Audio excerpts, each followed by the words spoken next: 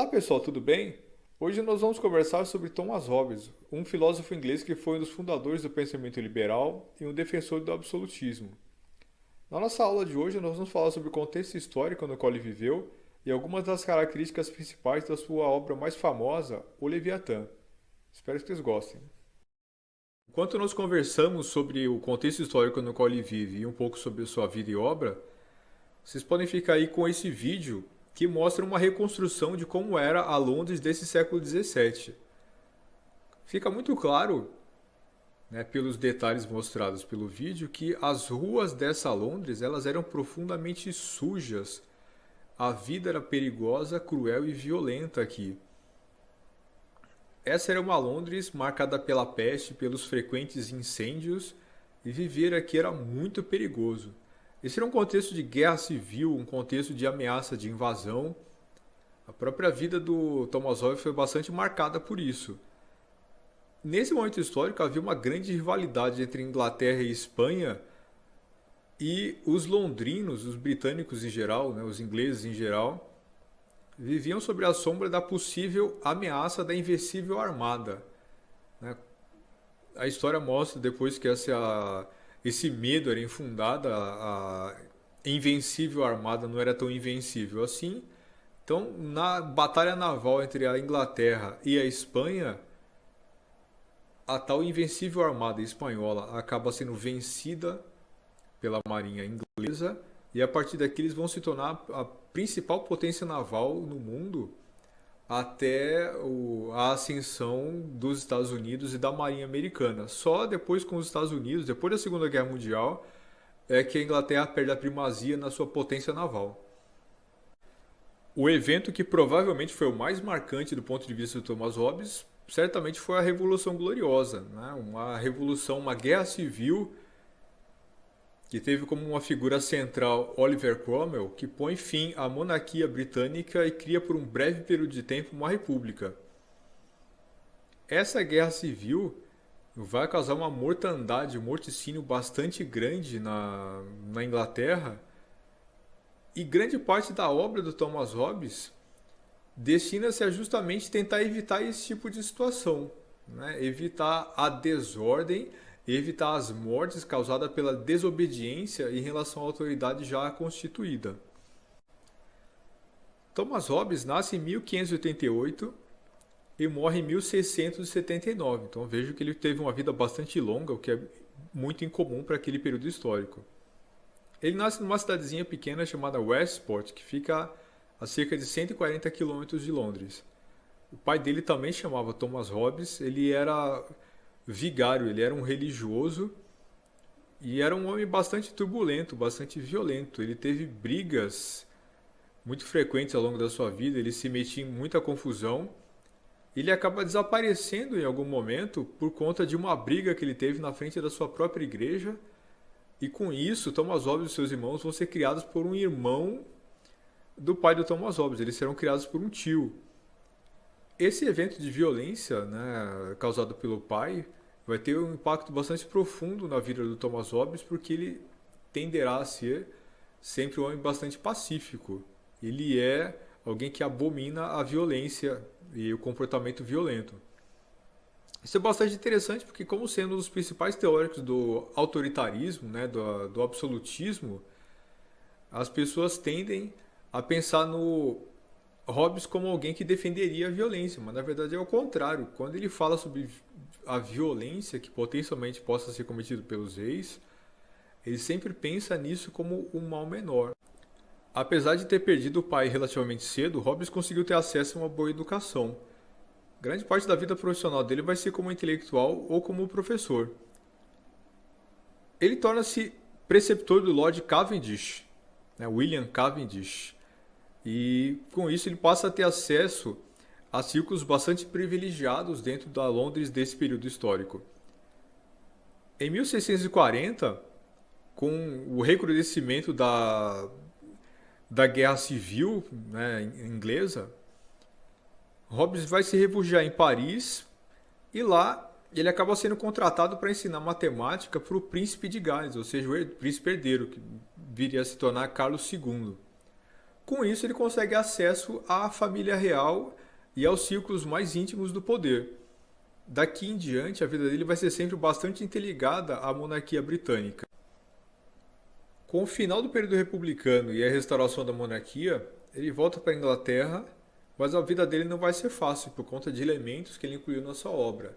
Principalmente a ideia de que a monarquia não é de direito divino, ou seja, a justificativa para o exercício do poder real não tem origem divina, ele defendia uma origem racional para o exercício do poder real, e essa era uma ideia profundamente polêmica e questionável dos pontos de vista dos defensores da monarquia.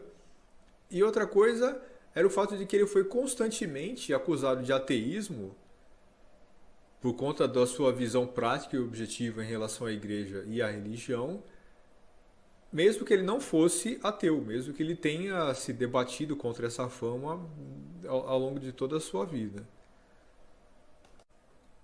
Hobbes viveu a ascensão do pensamento racionalista e foi contemporâneo de grandes pensadores como René Descartes, Galileu Galilei, Isaac Newton, Giordano Bruno e Johannes Kepler. Apesar disso, ele conseguiu ter uma grande reputação e foi um grande entre gigantes. Isso mostra a potência intelectual do seu pensamento. Hobbes é um empirista e racionalista, então ele põe em prática o empirismo nas suas observações e conclusões sobre a natureza humana, mas ele tenta fazer uma análise das palavras e do raciocínio que é dedutiva e racionalista, principalmente na ciência política. Significa o seguinte, ele tenta extrair para o conjunto da sua obra uma observação sobre a natureza humana, o homem como ele é, baseado nas suas observações pessoais, mas as conclusões a que ele chega quando faz filosofia política são sempre conclusões teóricas, o que significa que a obra dele é uma abstração, ela parte da ideia da abstração. Tipicamente ele vai ser um autor justnaturalista contratualista, né, baseado na discussão que nós fizemos no vídeo anterior. Eles propõem uma abstração teórica que visa explicar como funciona a sociedade, quais são os elementos fundamentais que justificam a criação da sociedade civil, e essa explicação é uma explicação que não é encontrada na história, ela é encontrada numa abstração racional. Um elemento que nós precisamos necessariamente levar em consideração quando pensamos na obra do Thomas Hobbes é a ideia de natureza humana. Ele pensa que existe uma natureza humana e essa natureza humana é maligna. É daí que deriva a frase mais comum e mais mencionada desse autor, que é o homem é o lobo do homem. Do ponto de vista do Thomas Hobbes, o homem é cruel, ele é maligno, ele visa apenas o próprio bem-estar. Não existe nada que motive as ações do homem que não seja o interesse próprio. E necessariamente a sociedade civil vai ser uma consequência disso, ela vai ter elementos dessa característica da natureza humana. Ou seja, o homem é uma criatura que tem uma natureza maligna e, portanto, não é um animal sociável. Com isso, ele se distancia do Aristóteles, que pensava, né, que dizia desde a Antiguidade Clássica, que o homem era um animal sociável. Grande parte da filosofia política que foi construída ao longo do tempo baseava-se nessa premissa.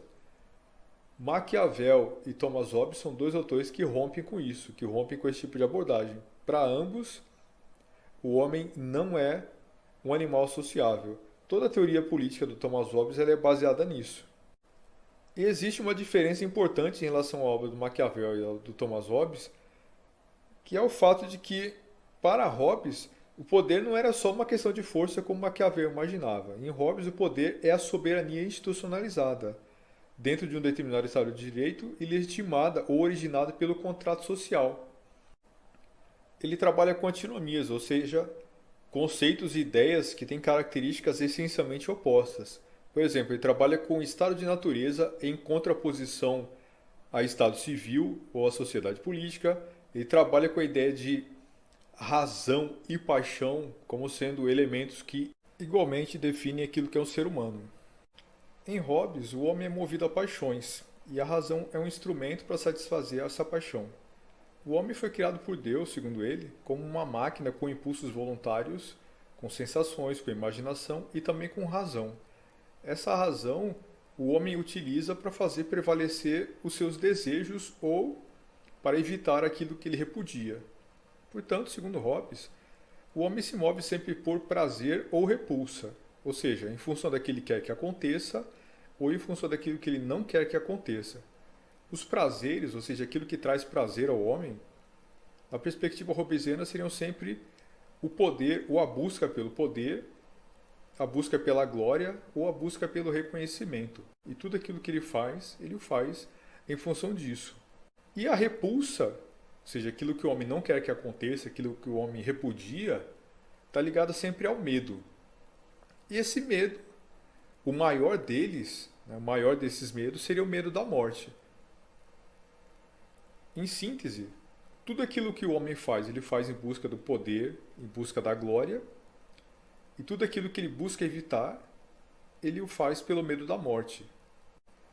Hobbes é o único grande pensador liberal que não tentou fazer uma teoria em que o bem público seja derivado do bem privado. Para os liberais, o bem comum pode ser encontrado na busca do bem individual, ou seja, ao fazer prevalecer o meu interesse, eu estarei também beneficiando a coletividade. Para ele, Hobbes, não existe essa diferenciação. Bem público é igual ao bem privado.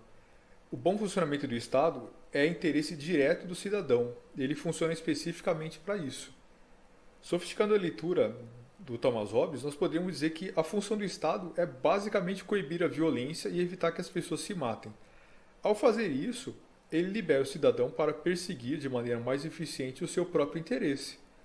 Portanto, se no estado de natureza não havia propriedade, era do interesse de todos criá-la e garanti-la. E os homens fizeram isso através da criação do Estado. Eles precisam que o Estado funcione, ou seja, que ele garanta a paz e a vida, para que a propriedade também esteja assegurada. Essa é a lógica liberal. A renúncia da soberania para fundar um Estado, a partir desse ponto de vista, ela não foi assim tão significativa. As pessoas tinham liberdade absoluta, mas do ponto de vista prático, não havia como usufruir dessa liberdade. O que significa, no final das contas, que elas não tinham nada. A liberdade plena do estado de natureza acabava significando, no fundo, simplesmente o direito de se matar sem ser punido. Mas isso era do interesse de pouquíssimas pessoas. O grosso da população não tem interesse em matar, não tem interesse na violência exacerbada. E é exatamente por isso que o Estado foi criado, com base no medo. Havia o medo da morte, já que a maioria das pessoas não tem interesse no assassinato, apesar da natureza humana ser ruim, segundo Thomas Hobbes. E esse era um Estado que tornava impossível a garantia da vida, a garantia da propriedade. Viver num estado como esse era terrível, era cruel, era deprimente e era perigoso demais. Na verdade, era impossível construir e criar qualquer coisa. Do ponto de vista racional, essa é uma situação que não fazia o menor sentido. A criação do Estado, portanto, é uma criação racional, ou seja, criada com base no uso da razão, mas para satisfazer o impulso, né, de prazer, ou seja, a propriedade, a capacidade de poder exercer a força, né, de uma maneira controlada, portanto, ter poder e ter glória, e evitar com isso a morte. Ou seja, uso da razão, busca do prazer e evitar o medo, evitar aquilo que causa repulsa.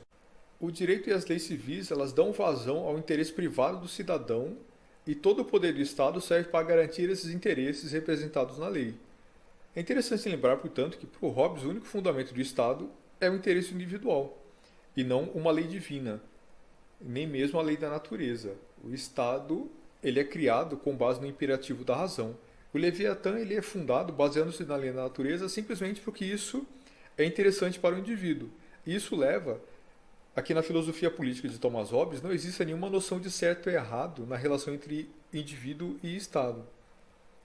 Para ele, o interesse do Estado é o próprio interesse do indivíduo, já que ele consentiu nessa situação quando o Estado foi criado a partir da formação do contrato social. Embora o interesse público seja identificado com o interesse privado, como os homens não são bons, eles só vivem em comunidade porque eles são forçados a isso. Como decorrência desse fato, o Leviatã, embora seja extremamente poderoso, já que ele é a junção de toda a força, de toda a soberania de todas as pessoas que consentiram pelo pacto, na sua formação, ou seja, todas as pessoas que o compõem, ele é uma associação extremamente instável. Isso é um paradoxo, porque ele serve para manter a segurança e a estabilidade, mas ele é naturalmente instável. Essa instabilidade existe porque a mesma multidão de interesses que o formou pode destruí-lo. O que significa que o Leviatã é um animal mortal.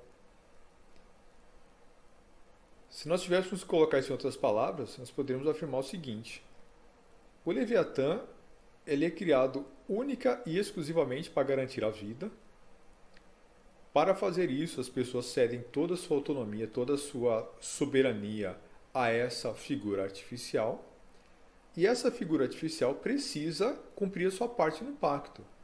O Leviatã pode tudo, porque as pessoas assim o permitem, desde que ele efetivamente garanta a vida e a manutenção da ordem. Caso o Leviatã não consiga cumprir com essas garantias, caso o Leviatã não consiga cumprir a sua parte no pacto, ele será destruído, porque as pessoas não têm nenhuma razão para continuar obedecendo. O governo, portanto, mantém o consenso social quando ele minimamente é capaz de cumprir as suas obrigações. Não há nenhum governo absoluto, autoritário, totalitário, por mais brutal que seja o exercício da força, que consiga subsistir sem que haja um mínimo de consenso social. Mesmo as maiores tiranias, elas têm apoio social, elas têm apoio popular, e é por isso que elas sobrevivem. É impossível que um Estado consiga existir sendo obrigado a colocar um guarda em cada esquina para controlar toda a sua população. Se o número grande o suficiente de pessoas começa a questionar essa ordem, porque o Estado não mais dá resposta às suas demandas, esse Estado simplesmente deixa de existir. O Estado continua existindo porque existe um grupo grande o suficiente, poderoso o suficiente de cidadãos que permite que ele exista. E eles o fazem porque eles têm o seu interesse reconhecido dentro dessa ordem, seja qual for o tipo de Estado.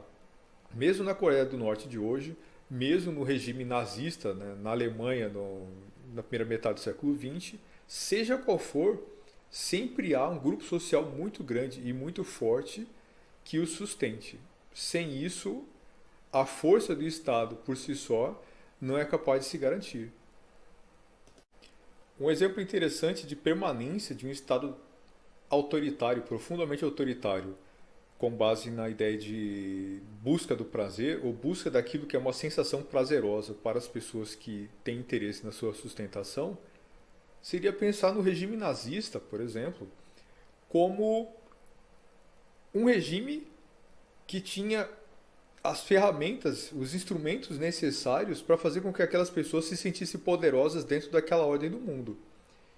Então, por conta do final da Primeira Guerra Mundial, a assinatura do Tratado de Versalhes fez com que a Alemanha fosse penalizada de forma excessiva.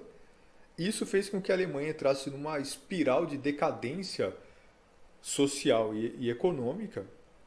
Isso criou um caldo social de ressentimento e de pobreza muito agressiva, que permitiu que um grupo de aventureiros como os nazistas acabassem chegando ao poder. Esse grupo chega ao poder prometendo ao povo da Alemanha, ao povo germânico, poder e glória, força, né? A capacidade de destruir os inimigos e ser mais poderoso, mais importante, ser o povo predominante no mundo, ser o povo, não o povo escolhido, mas o povo que impera sobre todos os outros. Esse discurso da busca pelo poder e glória era um discurso que convinha não apenas à elite do partido nazista, mas também era um discurso que encontrava eco nos ouvidos de grande parte do povo alemão. Portanto, o ideário nazista, o ideário da busca pelo poder e glória, se enquadra perfeitamente no discurso aqui de uso instrumental da razão, permissão para a existência de um Estado profundamente autoritário e totalitário, porque ele satisfazia os interesses imediatos daquele povo. No caso da Coreia do Norte, nós temos uma situação em que um Estado totalitário também existe, mas ele existe por uma razão distinta, ele existe por causa do medo. Toda a propaganda norte-coreana, a propaganda política norte-coreana, ela se baseia na perpetuação do estado de guerra, porque do ponto de vista norte-coreano, a guerra da Coreia nunca acabou. A guerra com os Estados Unidos, a guerra contra o Ocidente, é algo que não ficou no passado. Para eles, ela continua acontecendo. Nesse caso, eles não estão agindo pela busca do prazer, da glória e do poder, mas com base numa repulsa, com base no medo da invasão estrangeira. O medo é o que faz com que, nesse caso específico, o cidadão norte-coreano aceite a existência desse Estado autoritário. O Estado não precisa forçar todas as pessoas a obedecer. É natural a tendência à obediência porque a maioria das pessoas acha que aquele estado de coisas faz sentido.